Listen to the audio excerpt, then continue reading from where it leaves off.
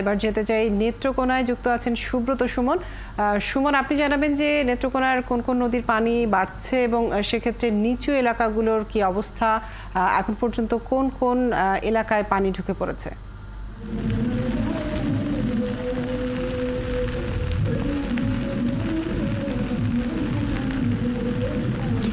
ধন্যবাদ মনির আপনাকে।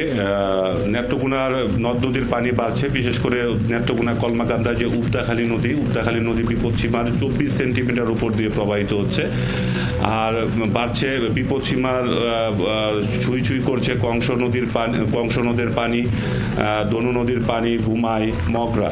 আমি আছি নেত্রকোনা সদর উপজেলায়, নেত্রকোনা সদর উপজেলার কেগাতি ইউনিয়ন। এখানে আমি আপনাকে একটু দেখাতে চাই যে নিম্নাঞ্চল কেগাতি ইউনিয়নের যে আপনার হাটকুণ্ডলী যে সড়কটি কিন্তু এটা ডুবে গেছে। আপনি দেখতে পাচ্ছেন যে মানুষের দুর্ভোগের সৃষ্টি হয়েছে। এবং আপনাকে যদি আমি একটু ক্যামেরার মাধ্যমে একটু দেখাই, পাশেই হচ্ছে কংস নদী, কোনটা নদী এবং কোনটা নদী না এটা বোঝা বড় মুশকিল, কারণ পানি থই থই করছে, লোকালয়ে পানি ঢুকছে।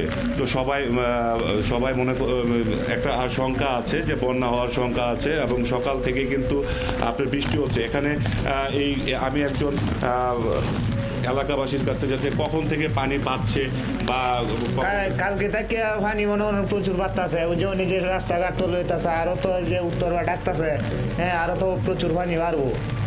হ্যাঁ, আর এমনি বাতাস বৃষ্টি আছে সবসময়, আরো অনেক কিছু উন্নত দেওয়া যাইতেছে যে হানি বাড়তেছে, কোথাও বাড়ি করে উঠবো। মনির, আরেকটি বিষয় আপনাকে আমি একটু জানিয়ে রাখি, সেটা হচ্ছে যে বিষয়টা হচ্ছে যে জেলা প্রশাসন কিন্তু এরই মধ্যে কিন্তু তারা যদিও বন্যার সংখ্যা রয়েছে, সে কারণে সব ধরনের প্রস্তুতি জেলা প্রশাসনের পক্ষ থেকে নেওয়া হয়েছে, এবং বিভিন্ন জনপ্রতিনিধি বন্যা পরিস্থিতি মোকাবেলায় সব ধরনের প্রস্তুতি রেখেছে প্রশাসন, যেমনটি বলছেন। সুব্রত, আপনাকে অনেক ধন্যবাদ।